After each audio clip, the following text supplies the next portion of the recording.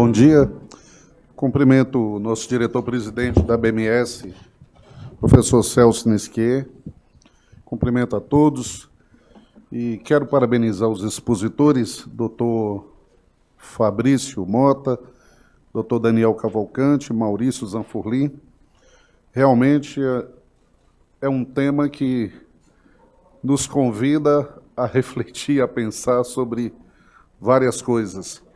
E temos aí um exemplo grande aí do Grupo Marista com essa exposição do que já vem sendo feito, embora estava aqui a refletir sobre a questão das instituições como um todo, como direcionar essa compreensão dessa legislação para formas práticas de concretização das medidas. E, com isso, fiz aqui 3 questões, defini aqui 3 reflexões que gostaria que fossem apreciadas pelos expositores e ficassem à vontade para responder. A primeira, com base na fala do doutor Fabrício Mota, de que forma podem ser definidos os padrões de segurança cibernética a título de legislação complementar regulamentadora, para que se possa evitar a importação recorrente de legislação para áreas específicas, como é esta da LGPD.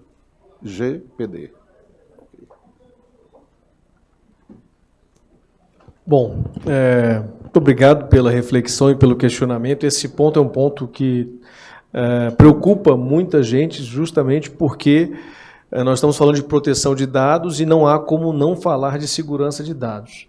E ao falar de segurança de dados, nós estamos aí enfrentando uma discussão de compliance, precisamos de parâmetros para poder passar por essa realidade do compliance. A legislação não trouxe propositalmente quais são esses parâmetros, de fato nem deveria fazê-lo, porque em matéria de tecnologia há uma evolução permanente. Eu gostei muito do que o Maurício colocou com relação à necessidade de compreender a proteção de dados como um processo dinâmico, porque de fato é dinâmico em vários aspectos. Então, existe uma expectativa de que essa regulamentação, que vai apresentar, inclusive, os parâmetros de medidas de segurança da informação, segurança cibernética, que essa regulamentação seja uma regulamentação com espaço para essa dinamicidade, com espaço para essa fluidez de discussão. É claro que a autoridade ela tem um ponto que vai engessar, de certa forma, a sua atuação, porque a própria lei estabelece a necessidade de consultas prévias. Se essas consultas prévias foram excessivamente recorrentes, teremos dificuldades de acompanhar. Vejam que o Grupo Marista está passando por um processo de cerca de 18 meses, 14, 18 meses. Imagine se a cada 6 meses vierem novas recomendaçõões técnicas que vão impactar no processo de 18 meses que eles levaram. Claro que quando eles concluíram o processo, estarão já numa ponta do processo, numa ponta desse planejamento, que só vai necessitar agora de revisão.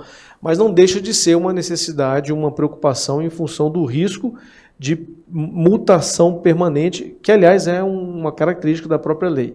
O que nós esperamos que aconteça, inclusive acontece no exterior, especificamente na União Europeia, é que haja uma rapidez da autoridade de controle para definir esses parâmetros.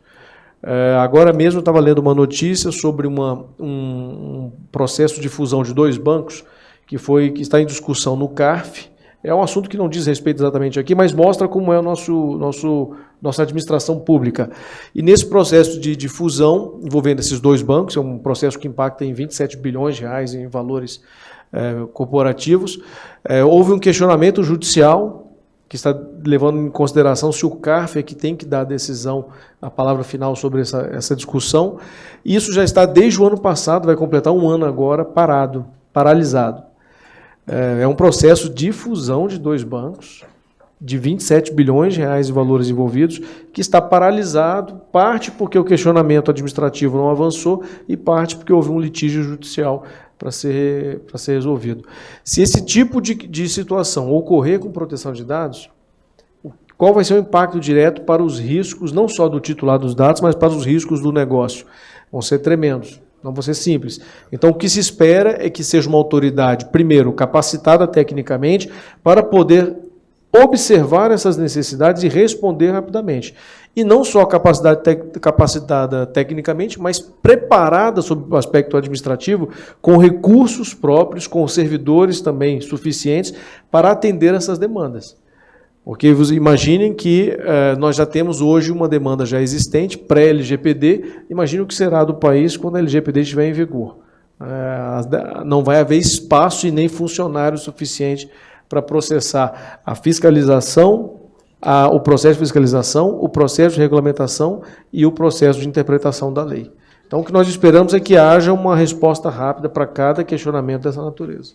Muito bem. Nessa esteira, eu gostaria que o doutor Fabrício ou o doutor Daniel nos colocasse quais as implicações punitivas aquelas instituições que venham agir em desconformidade com a LGPD antes de sua entrada em vigor.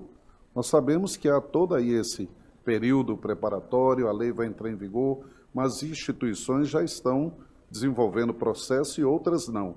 Há implicações para isso?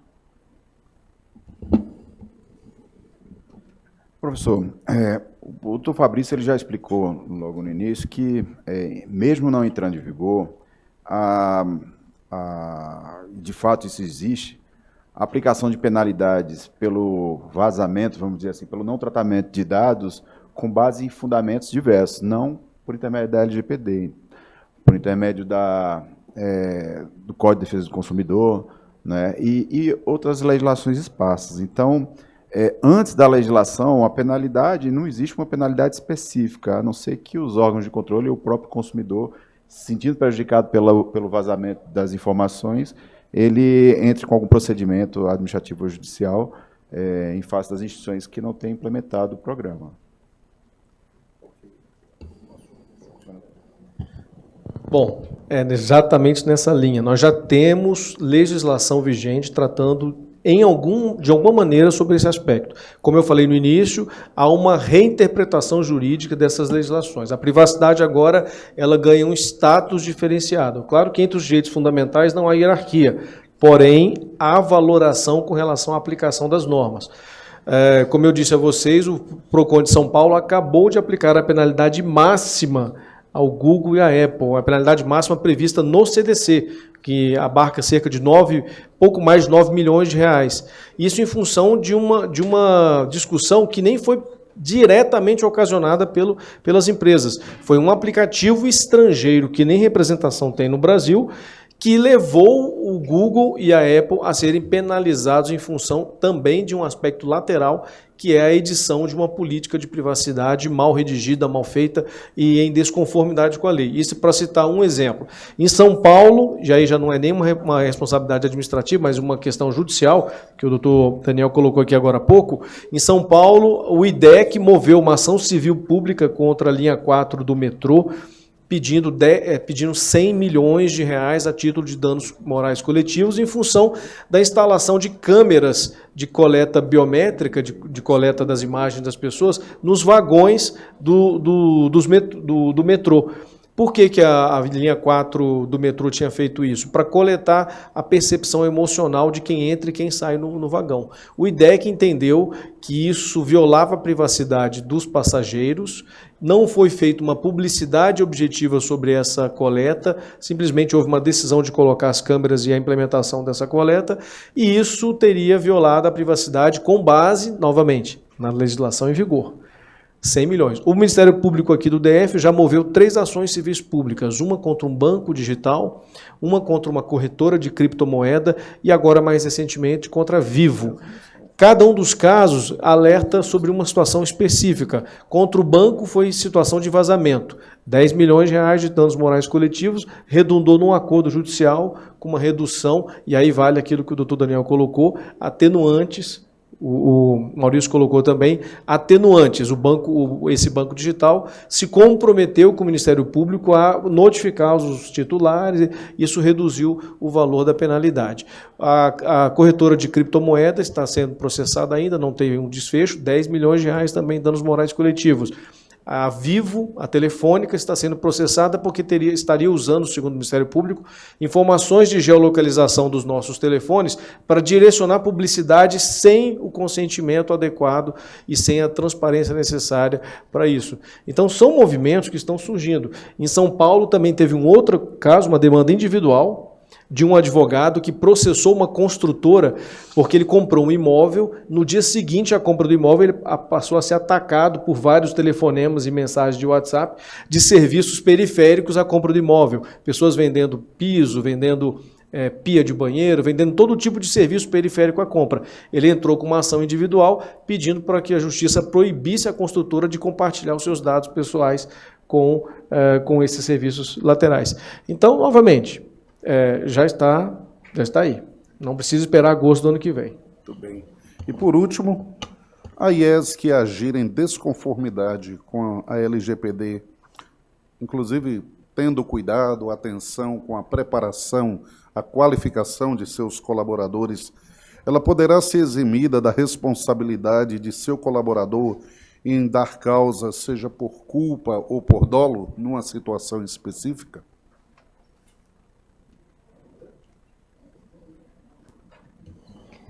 Acho que os meus colegas aqui são mais apropriados para responder, mas eu vou dizer a forma como nós estamos entendendo isso. O colaborador, quando ele participa de uma instituição, ele, de alguma forma, ele representa essa instituição. Então, nesse sentido, o nosso entendimento é de que, independente de se foi um ou outro, isso tudo é a própria instituição que está à frente dessa informação. Não entendo que seja um atenuante isso do ponto de vista das infrações, a não ser que você tenha evidências muito claras de que esse colaborador passou por processo de treinamento e foi devidamente orientado e agiu de forma indevida. Mas seria me sentiria até mais confortável com a contribuição dos meus colegas. Bom, professor, em relação a isso... Alô? Em relação a isso, professor, se a instituição tiver adotado todos os mecanismos e comprovado efetivamente que houve treinamento, o próprio professor Maurício, ele faz isso na instituição dele, ele faz treinamento e ele mesmo informou que pega que o professor, que o colaborador foi treinado, e se aquilo ali estiver dentro da política de proteção da instituição, é claro que ali serve de atenuante. Isso aí é um programa de compliance, de integridade, funciona da mesma forma. A base da lei, da Lei 13.709, ela tem a mesma sistemática do Decreto 8.420, que regulamenta a lei anticorrupção. Então, a adoção de governança, de procedimentos, de prevenção, isso aí pode implicar no atenuante, sim, das organizações de uma maneira geral. Só dar uma informação de bastidor aqui, corroborando o que o doutor Daniel colocou. Quando eu estive lá assessorando os relatores da lei, vou fazer uma confidência. Nós pegamos exatamente o decreto regulamentador da lei anticorrupção, com algumas pequenas mudanças, e trouxemos para dentro do LGPD, porque já era uma proposta bastante avançada e muito bem aceita na sociedade. E é bom lembrar que são 6 penalidades que estão previstas no artigo 52, começa com a multa e começa com a advertência e termina com a eliminação dos dados. E a própria lei estabelece uma necessidade de aplicação da penalidade por gradação. Ou seja, tem que ser primeiro a mais leve, quando é o caso específico, e para depois avançar para as penalidades mais robustas, digamos assim. Muito bem, agradeço as considerações e as perguntas do professor Larry, e vamos seguir então com as perguntas que já estão chegando. Primeiro eu queria dizer ao Gabriel Alves, do IMEPAC, de Araguari, Minas, que as apresentações vão sim ser todas disponibilizadas, tá, pelo site da BMS. Para quem tem essa dúvida também, não se preocupem que essas excelentes apresentações vão ficar disponíveis para todos poderem consultar. Vamos seguir. O Sérgio Couto, que é de São Paulo, pela internet, ele pergunta: eu, como empresa, já orientei o colaborador quem fica com a responsabilidade da ação negativa? Doutor Daniel. Acho que essa resposta ela vai muito ao que a gente falou agora há pouco, né? Então, se a instituição adota todos os mecanismos de prevenção, né, e o colaborador falha, e se comprovar que aquilo lá, ele havia sido treinado e que aquela falha pode ter uma extensão negativa para a organização como um todo, a instituição fica resguardada. É a instituição que responde sempre, mas se ela comprovar que a falha foi em virtude de um entendimento equivocado de um colaborador, ela pode ter a pena amenizada, como a gente falou aqui agora há pouco. Muito bem. Outra pergunta da internet é do Renato Borges Fernandes, da Unipam, de Patos de Minas. Ele pergunta ao doutor Fabrício: como lidar com eventuais conflitos entre a LGPD e outras leis quanto à exigência de coleta e manutenção de dados de usuários, inclusive sensíveis, por força de lei diante do direito do usuário de solicitar remoção, revisão e consentimento? Por exemplo, para matricular um aluno ou para contratar um funcionário, há dados que são obrigatórios. Essa é uma pergunta simplesmente espetacular, porque ela é uma das mais complexas para se responder. E, de fato, é uma dificuldade. No processo de construção da lei, deveria ter havido um cuidado adicional do legislador em observar o sistema que está vigente, não somente em relação à proteção de dados direcionada, mas proteção de dados setorial também. Você vai encontrar várias leis setoriais que disciplinam o aspecto da informação pessoal, ora chamando como dado pessoal, ora chamando como informação pessoal, ora chamando como informação cadastral. Isso existe, com certeza, o setor dos senhores aqui já está bastante familiarizado com isso. E, de fato, haverá dificuldades adicionais no momento em que se perceber que as regulamentações setoriais que existem, baseadas diretamente ou indiretamente na legislação, colidem com a Lei de Proteção de Dados. Isso vai ser um problema que vai se agravar no momento em que o Brasil aprovar a proposta de emenda à Constituição que está tramitando no Congresso, e tudo indica que vai avançar até o final do ano, que torna direito fundamental a proteção de dados pessoais. Isso vai se agravar. Por quê? No momento em que essa PEC que essa emenda for promulgada, qualquer lei que colida com ela será automaticamente inconstitucional, não dependendo mais de uma nova lei para consertá-la. Ela vai ser inconstitucional e ponto final. Isso são desafios realmente que ocorrerão. O que eu recomendo no primeiro momento? Claro que cada setor regulado deverá já iniciar um diálogo com o seu órgão regulador, com a sua autoridade reguladora específica, para que sejam revisados os regulamentos setoriais. Esses regulamentos têm que ter agora uma nova visão sobre privacidade em função da lei que vai entrar em vigor. Se não tiver, teremos um desafio a solucionar. Qual o desafio? Aí, respondendo objetivamente a questão do colega de Patos de Minas. O desafio será como cumprir uma obrigação regulatória, porque ela vai estar em vigor. Você vai ter uma portaria, uma instrução normativa, um decreto que vai estar vigente, que colide com a Lei de Proteção de Dados, sem que, com isso, atrair responsabilidade civil. O ideal é que haja, se não houver o diálogo com a autoridade para a revisão desses atos, que haja uma forte fundamentação jurídica e uma preparação para um eventual litígio judicial, porque fatalmente ocorrerá. Você vai estar cumprindo uma obrigação de um órgão, uma portaria de um lado, que conflita com a Lei de Proteção de Dados. As duas estão em pleno vigor, juridicamente válidas. Somente uma autoridade judicial tem o poder de declarar a invalidez ou a invalidade de um desses atos, tanto a lei como a própria portaria. Somente a autoridade judicial terá essa condição de dar a tranquilidade jurídica, a segurança jurídica que a instituição vai precisar para continuar ou não processando dados segundo aquela matriz regulatória. E sem essa judicialização, pode haver uma iniciativa administrativa. O próprio órgão regulador ou a AGU, com seus pareceres, podem entender que aquela portaria deve ser revista ou revisitada ou reinterpretada segundo uma nova proposta. Mas se não houver nenhuma iniciativa administrativa e nenhuma iniciativa judicial, o risco é 100% da instituição, que nesse caso é vítima de um ordenamento jurídico bastante plural. Essa que é a dificuldade que existe hoje. E os senhores vão perceber isso. Haverá, à medida que forem enfrentando, avançando a implementação, haverá muitos pontos de conflito que vão ser observados. Muitos pontos de conflito, porque nós temos uma lei muito nova, muito recente, que é uma réplica ou uma quase réplica de uma das normas mais complexas do mundo, e nós temos um ordenamento jurídico anacrônico, que não é acostumado com proteção de dados. A Europa tem 30, 40 anos de proteção de dados. O Brasil tem pequenas gotas de proteção de dados em algumas leis. Então esse vai ser um desafio bastante dificultoso, realmente. Eu acho que essa é uma das áreas que a gente agora começou a entrar, feita a análise de gap, na revisão de processos e contratos, principalmente, do que é que já está coberto pelos contratos e pelas regulações já existentes e o que vai precisar efetivamente de consentimento. Então, há uma dúvida ainda no nosso caso, se determinados dados que são coletados estão já protegidos por outros regulamentos ou se eles precisam ter um consentimento específico para que possam ser armazenados e utilizados.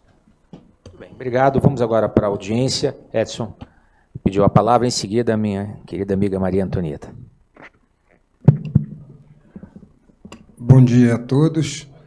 Gostaria aí de cumprimentar a mesa e a BMS por essa iniciativa. É lógico que, na medida que vocês vão falando, a gente vai aqui fazendo uma reflexão, né, sobre os nossos processos, o andamento deles. Existem características entre instituições, mas tem uma que é comum a todas: captação. Então, na verdade, a gente tem um processo de captação de alunos. Então, na medida em que você publica o seu edital, ali começa o seu processo de captação. Aquela pessoa disponibiliza no seu site os dados dela, e depois, geralmente, a gente faz contatos, quer dizer, a gente vai, às vezes, fazer uma pesquisa maior em relação até à formação dela, o que ela gostaria. Isso daí gera algum problema na prática, já que ela disponibilizou? Porque os demais vai ser muito relacionado ao que você vai fazer com os dados ou vazamento deles. Mas aquele que a pessoa vem espontaneamente, vai lá e cadastra, ela ainda não tem um relacionamento de contrato com você. Eu não tenho uma cláusula no contrato que também tenha alguma guarda para a instituição nisso. É apenas ela cadastrou e, a partir daí, criou-se um relacionamento. Isso daí também vai ter que ter filtro total? Bom, eu primeiramente queria dizer que essa é uma questão comum a todos os setores e todas as entidades. O meu próprio escritório também tem essa dificuldade. Todos nós precisamos captar os usuários do nosso serviço. Realmente, há dois aspectos a se considerar. O primeiro deles é a forma como essa captação é realizada. Claro que essa é uma questão central, porque se há uma captação um pouco mais ativa, um pouco mais proativa, que utiliza principalmente marketing digital, por exemplo, deverá haver uma contenção realmente na voracidade dessa captação. Exatamente porque agora, a partir da Lei de Proteção de Dados, o dado só pode ser tratado, o que inclui desde a coleta até o seu próprio processamento, com bases legais muito bem definidas. E se o titular, eventualmente, não autorizou ou não, de alguma maneira, não tem a expectativa legítima de consumir aquele serviço, como é que você pode direcionar a publicidade se ele não espera? O que seria pouco eficaz até para você mesmo, que a sua instituição quer maior retorno dessa captação. Então, teria que ter alguém com uma proximidade. Mas existe um outro aspecto, que é uma certa tranquilidade jurídica que a lei apresenta, que foi inserida no artigo 7º, parágrafo 7º. O artigo 7º, parágrafos 3º e 4º da lei, trazem a regulação sobre os dados públicos ou publicamente acessíveis ou os dados tornados públicos pelo titular.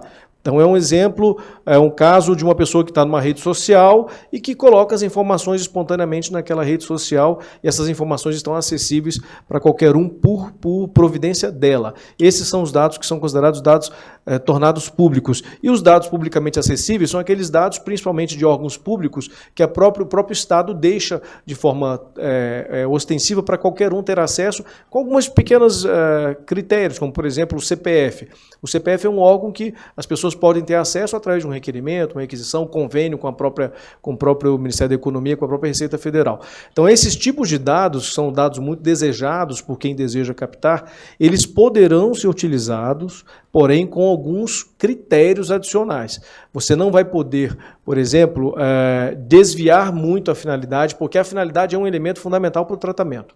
Todo dado tem que ser tratado com uma finalidade específica. Então, se eu coloquei o dado numa rede social, o LinkedIn, por exemplo, eu tenho meu LinkedIn, coloquei lá informações a meu respeito, onde eu trabalho, meu e-mail, meu telefone de contato e por aí vai. Qual que é a finalidade para a qual eu coloquei o dado naquela rede social? Para ser contactado. É necessariamente uma finalidade para receber direcionamento de publicidade? Talvez sim, talvez não. Eu sou um profissional de privacidade, então você poderia imaginar que eu tenho interesse em receber publicidade relacionada à minha área de atuação. Pode-se imaginar que eu tenho interesse em receber propostas de cursos, treinamentos em proteção de dados. Então, havendo um mínimo de compatibilidade entre as finalidades, ou seja, a finalidade de tornar o dado público e a finalidade de passar a receber informação direcionada, que haja alguma convergência, isso pode dar uma certa tranquilidade para o tratamento de dados para fim de captação. Só que essa avaliação vai ter que ser feita caso a caso e com uma boa fundamentação jurídica, porque o risco que se corre é de ultrapassar a fronteira do razoável e chegar a um tratamento ilegítimo. Uma das consequências principais, só para finalizar de forma concreta, da proteção de dados na Europa foi a redução do spam. O spam praticamente reduziu a níveis bastante aceitáveis isso na Europa em função do GDPR. E por quê? Porque agora o direcionamento de publicidade depende de uma coleta legítima de dado pessoal e não mais coleta promíscua como era antigamente, né? Isso deve acabar no médio e no longo prazo. Muito bom. Seguindo com as perguntas da audiência, professora Maria Antonieta. Bom dia a todos ainda.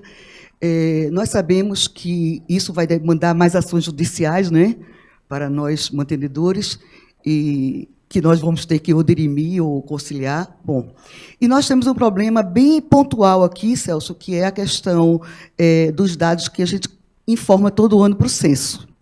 O censo, quando pede a coletânea de dados, ele pede uma coletânea de dados bem específica, não é? Com uma série de perguntas sobre o aluno, cor, orientação sexual.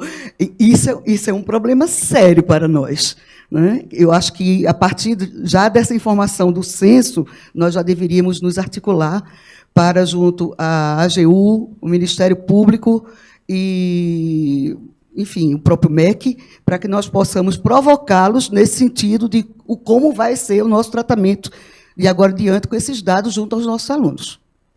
Só essa questão que eu queria colocar. Obrigado. Muito boa questão. Doutor Daniel pode responder. Professora, em relação a esses dados, né, são dados tidos como sensíveis, né, como a gente explicou, que precisa ter um tratamento específico, uma anuência própria em relação àquilo. Bom, aí tem duas situações. Primeiro que, no momento que houver, de fato, a contratação e que tiver no próprio instrumento contratual, haverá necessidade de ter uma explicação e anuência expressa em relação a que a informação do aluno, que essa informação será repassada para o Ministério da Educação em virtude de ato normativo. Exato. Infelizmente. Né? Então, é o seguinte, e o pior é que são anuências expressas, tem que ser em relação àquilo. Né? Mas existe uma outra situação que a legislação estabelece que dados referentes a exigências de políticas públicas, né, esses dados aí, eles podem ser coletados, não haveria problema em relação para a instituição. O que é necessário é que haja informação para o aluno, porque de fato, um direito, né, do titular da informação.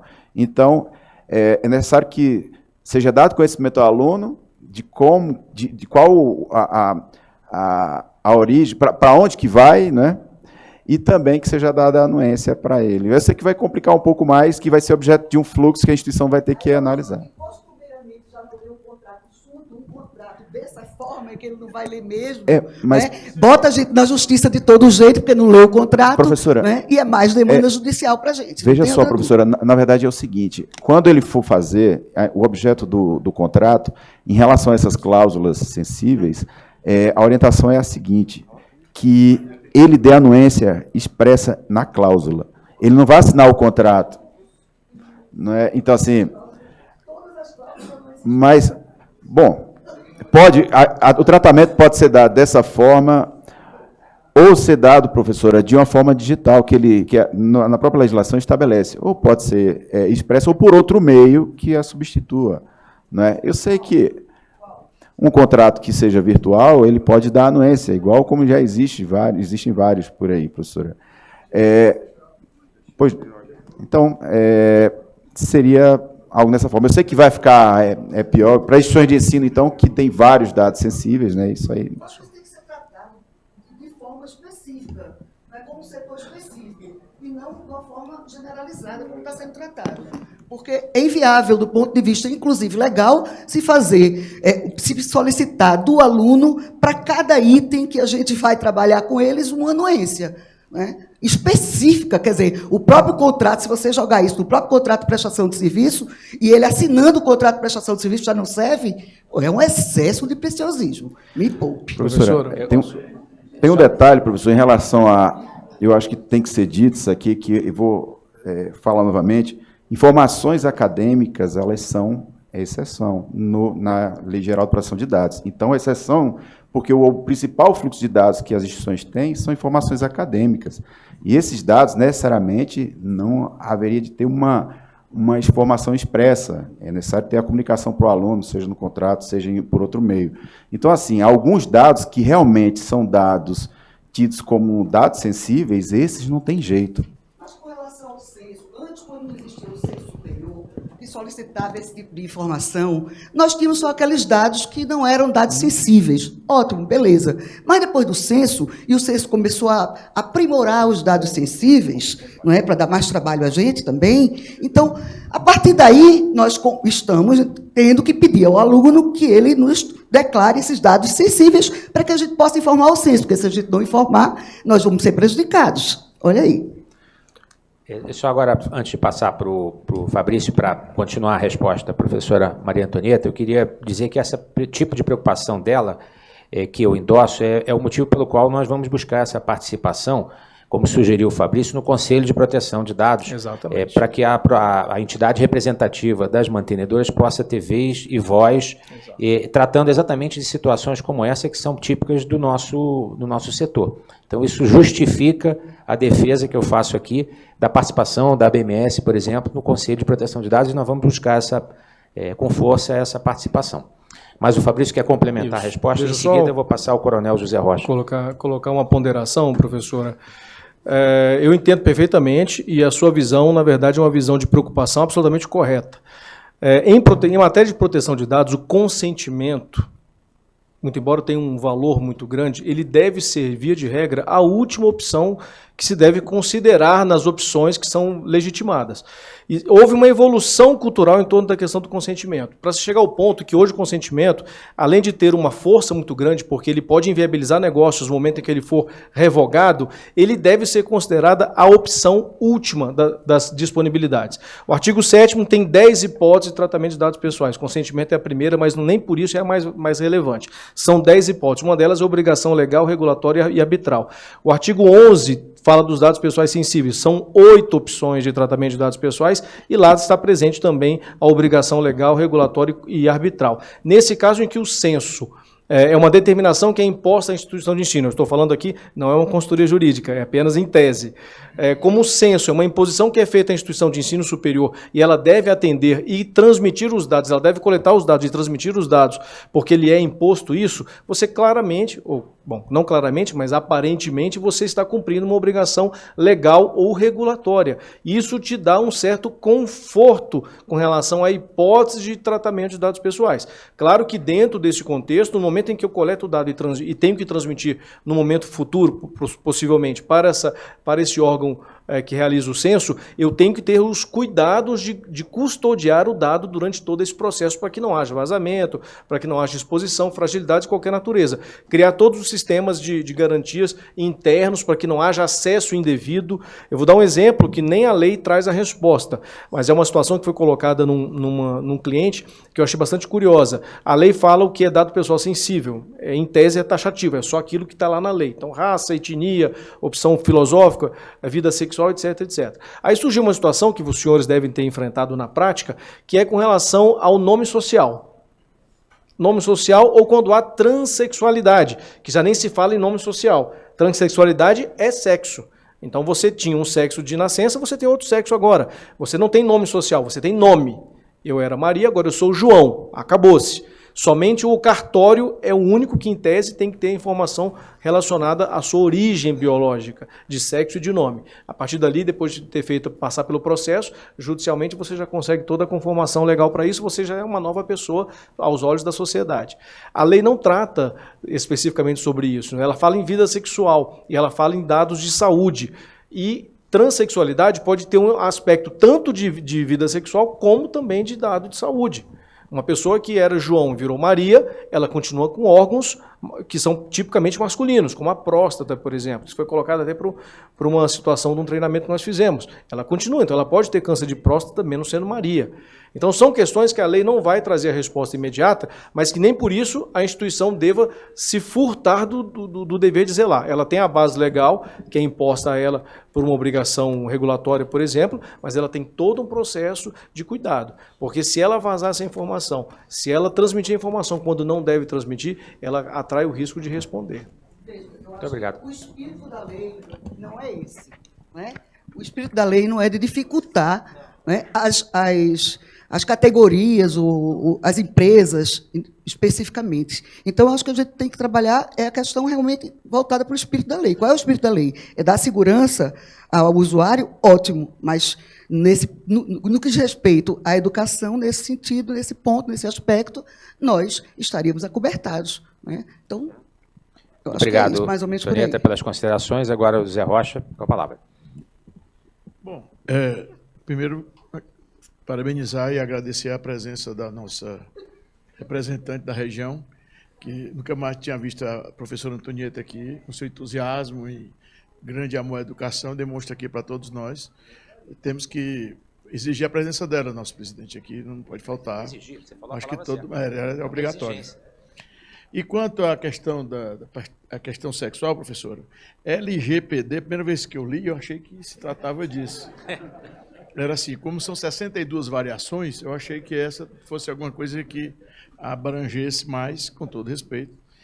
Bom, mas, professor presidente, aliás, presidentes, vocês podiam nos ajudar, enquanto instituições de ensino superior, umas maiores, outras menores, nessa fase de transição, de nova implementação, que eu acho necessário que os dados dos nossos alunos sejam protegidos. Acho sim, pode ter exagero no início, mas depois acho que isso vai ser regulamentado. Os nossos dados também têm que ser protegidos, nós enquanto pessoa física, nós enquanto pessoa jurídica, isso aí de ser abordado, que compra um apartamento e faz isso, aquilo, outro. Me aposentei no outro dia, né? Já viu, consignado e tudo, e outras coisas mais. Até perguntando se eu estou vivo, eles ligam perguntando. Eu tenho que explicar que estou vivo. Então, são coisas assim que chateia, né? Então, acho que válido. Agora, o que a gente podia fazer? Nossos contratos são semestrais. Essas leis vão evoluindo. Tem defesa do consumidor, tem isso, tem aquilo outro. Por que não a sugestão de contrato? Nada impede, e temos que fazer nossa estrutura interna. Não vai ser um contrato que vai nos defender. Como foi colocado, né, pelo senhor professor Maurício, que é como um acidente que tem na escola. Se você está devidamente protegido, devidamente abrigado, e fez todas as medidas e vem uma tragédia dentro da sua instituição, você tem como ter um atenuante. Foi assim que me ensinaram. Se tem uma piscina na aula de educação física, no curso de educação física, e tem um problema, mas que tem todo o preparo, a equipe toda, é um atenuante na hora de um problema. Então, objetivamente, esse contrato pode nos ajudar bastante, inclusive na estruturação interna. Eu sou a favor de que conste no contrato que o nosso aluno, o nosso contratante, saiba que esses dados serão enviados sim ao MEC, sim a quem que for, sabe? Eu acho que devia constar. Eu gostaria de saber, quando eu fizesse alguma atividade, que essa informação vai em frente. Então, ele também deveria ter esse direito. Bota no contrato. Vai ficar um livro. Ok. Nós não temos culpa. Um contrato é enorme. Ok, leve para casa a sua via, estude, você assina. Se todos nós praticarmos a lei, ele não terá muita opção. Porque, inclusive, nas instituições públicas, tem que cumprir a lei também. Eu sei que eles não gostam muito de cumprir a lei, as públicas, se nós não cumprirmos, nós somos fechados, as públicas ficam aí. Então, mas de qualquer forma, vai ser válido para todos. Então, não tem essa diferencial de concorrência de um cumprir e outro não. Então, acho que devia ter uma sugestão de contrato. Acho que o nosso presidente da ABRAF, tá certo? Ele vai encampar isso primeiro do que a BMS, não quer que as duas concorram, mas ele pode correr na frente, até porque ele é mais amigo do nosso Daniel do que o próprio Celso. Não estou querendo criar encrenca, Isso é controvérsia. mas eu acho que devia ter essas sugestões, já que as matrículas estão começando. A senhora é contra, professora? A senhora é malvada, professor? Professor, Eu quero resolver meu problema. professor Zé Obrigado, Rocha, encerrei. muito obrigado pela sugestão. Queria dizer que nós já, antes da reunião, conversamos com o doutor Daniel, no sentido da ABMS emitir um conjunto de recomendações para as suas associadas, não só a partir do resultado desse evento, mas de outros que virão. Quero dizer que já está programada a ABMS regional para o ano que vem, a primeira, inclusive, será em Recife, e o tema vai ser a LGPD. Portanto, esse é um assunto que estará na pauta das discussões da ABMS o ano inteiro, até porque é um assunto que vai se perpetuar. Mas, independente disso, a intenção é, de fato, preparar, eu não diria um manual, mas assim, um guia de orientação para os associados poderem entender melhor como aplicar a LGPD nas suas instituições. Então, sugestão válida e já adotada, pelo menos pela BMS, em seguida, provavelmente, também pela ABRAF. Só para continuar, porque nós estamos chegando já no final da nossa muito proveitosa reunião, o Aníbal Maia, que é gerente de TI das organizações, da Organização Educacional Farias Brito, ele pergunta ao Maurício se já foi decidido quem será o DPO do Grupo Marista e se será apenas um para todo o grupo e como foi tomada a decisão pela escolha desse profissional, e ele aproveita para parabenizar o Grupo Marista pelo projeto. Aníbal, a gente já escolheu sim, o DPO nosso vai ser a pessoa que hoje é o líder do projeto, responsável pela implantação. Ela é uma pessoa que nós buscamos no mercado com amplo conhecimento em proteção de dados, segurança de informação, de modo geral, e ele vai ser o único representante do grupo perante a autoridade nacional. Nós somos um conjunto de mantenedoras e ele vai ser o representante para cada uma dessas mantenedoras. Ele também vai ser o responsável por toda a parte de governança e o processo a partir de agosto do ano que vem, sendo a pessoa de contato com todas as unidades de negócio para manter aquilo que eu comentei. É muito dinâmico isso, então sempre, o tempo todo, vão estar surgindo novas situações e ele é a pessoa responsável para manter isso sendo coletado e o processo vivo o tempo todo. Já está definido. Muito obrigado. Temos espaço aqui só para duas outras perguntas e peço que as respostas sejam breves para que caibamos no nosso tempo. A Abigail Regina Carvalho, pela internet, ela é de Belo Horizonte, pergunta ao doutor Fabrício, nos casos dos serviços com Serasa, onde o pagamento de uma taxa dá acesso a dados pessoais de um cliente, esses serviços, eles acabam ou seria necessária apenas uma adequação? E, se for o caso, que adequação seria essa? Não, de forma alguma. Até pegando o gancho do que a professora comentou, desculpa, eu não me lembro o seu nome. Antonieta. A lei não veio, o propósito da lei não é acabar com as atividades e com os negócios. O propósito da lei é criar uma nova conformidade, uma nova visão sobre isso, com o foco agora de privacidade. Então, o Serasa vai continuar existindo, vai continuar oferecendo seus produtos, seus serviços, só que agora com um nível de proteção maior, um nível de visão de privacidade maior. Você vai continuar tendo acesso às informações? Claro que vai ter que continuar tendo acesso às informações. Porém, vou dar um exemplo, o contrato encerrou, o pagamento foi concluído, o prazo de prescrição para discussões em torno disso já se encerrou. Provavelmente, a menos que você tenha uma obrigação legal para reter esse dado, você tem que eliminar esse dado. Então, o que vai mudar agora é uma visão sobre temporariedade. O dado não é mais... O professor Maurício colocou a questão do ciclo de vida do dado. Esse ciclo de vida envolve também o fim o seu perecimento, digamos, dentro da instituição. O que é importante observar? O dado pessoal, ele é útil, mas ele é útil enquanto ele tiver uma finalidade.